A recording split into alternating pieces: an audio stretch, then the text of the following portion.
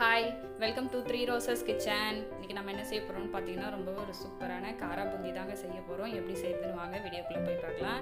வீடியோக்குள்ளே போகிறதுக்கு முன்னாடி ஃபஸ்ட் டைம் நம்ம சேனலை பார்க்குறது இருந்தால் சேனலை சப்ஸ்கிரைப் பண்ணிக்கோங்க. மறக்காமல் லைக் பண்ணிட்டு உங்கள் ஃப்ரெண்ட்ஸ் அண்ட் ஃபேமிலி மெம்பர்ஸ்க்கு ஷேர் பண்ணுங்கள். வாங்க இப்போ நம்ம வீடியோக்குள்ளே போகலாம்.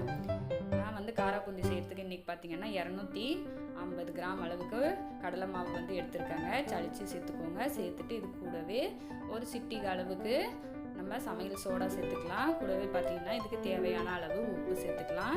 சேர்த்துட்டு இப்போ இதை மிக்ஸ் பண்ணி விட்டுக்கலாங்க. மிக்ஸ் பண்ணதுக்கப்புறமா தண்ணி வந்து கொஞ்சம் கொஞ்சமாக ஊற்றி மாவை வந்து கரைச்சி எடுத்துக்கோங்க. ஒரே அடியாக தண்ணி வந்து சேர்த்துக்க வேணாம், தண்ணியாக போயிடும். அதனால் கொஞ்சம் கொஞ்சமாக ஊற்றி இந்த மாதிரி மாவை வந்து மிக்ஸ் பண்ணிக்கோங்க. இப்படி விக்ஸ் வச்சு மிக்ஸ் பண்ணிக்கோங்க. அப்போ தான் கட்டிகள் எதுவுமே விடாமல் மாவு வந்து நல்லா கரைஞ்சி வரும்.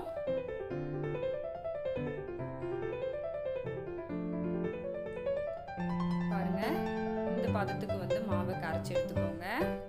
ரொம்ப தண்ணியாகவும் இல்லாமல் ரொம்ப திக்காகவும் இல்லாமல் கரெக்டாக இருக்குது.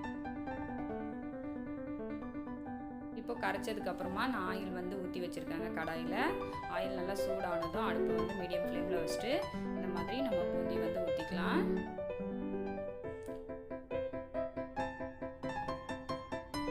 எவ்வளோ அழகாக நல்லா குண்டு குண்டாக மணி மணியாக வருது பாருங்கள்.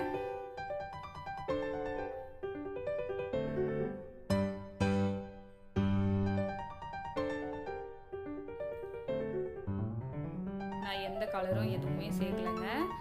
நேச்சுரலாக நாங்கள் வந்து கலர் சேர்க்காமையே பொரிச்சு எடுத்துருக்கோம். இதுவே நல்ல கலர் தான் வருது.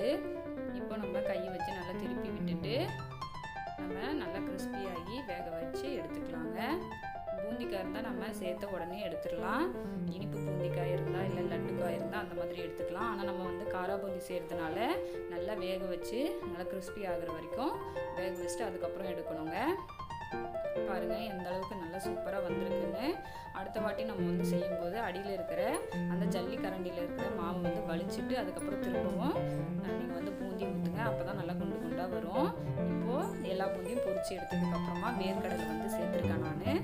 சேர்த்து அடுப்பை வந்து சிம்மில் வச்சுட்டு இந்த மாதிரி வேர்க்கடலையை நல்லா பொரிச்சு எடுத்துக்கலாம். எடுத்துகிட்டு இப்போ இதை நம்ம பூந்தியில் சேர்த்துக்கலாங்க. சேர்த்துட்டு பூண்டு வந்து தட்டி வச்சுருக்கேன். இப்போ அதையும் நம்ம பொரிச்சு எடுத்துக்கலாம். அடுப்பை வந்து சிம்மில் வச்சுட்டு இந்த மாதிரி பொரிச்சு எடுத்துக்கோங்க. அப்போ தான் நல்லா கிறிஸ்பியாக பொரிஞ்சு வரும். ஏன்னா டக்குன்னு கலர் வந்துடும், அப்புறம் கிறிஸ்பியாக நமக்கு கிடைக்காது. அதனால் சிம்மில் வச்சு பொரிச்சுக்கோங்க. இப்போது பொரிச்ச பூண்டையும் நம்ம சேர்த்துக்கலாம்.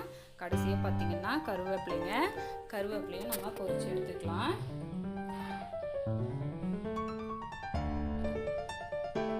கருவேப்பிலையும் நல்லா பொரிஞ்சு வந்துருச்சு.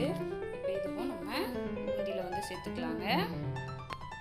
சேர்த்துட்டு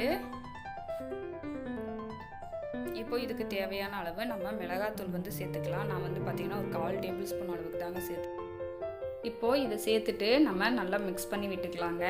இந்த மிளகாத்தூள், பூண்டு, கருவேப்பிலை, வேர்க்கடலை எல்லாம் எல்லா பக்கமும் கலந்து வர மாதிரி கலந்து விட்டோம்னா நம்மளோட சூப்பரான காரா பூந்தி ரெடி ஆயிடுச்சு. கண்டிப்பாக நீங்களும் ட்ரை பண்ணி பாருங்கள்.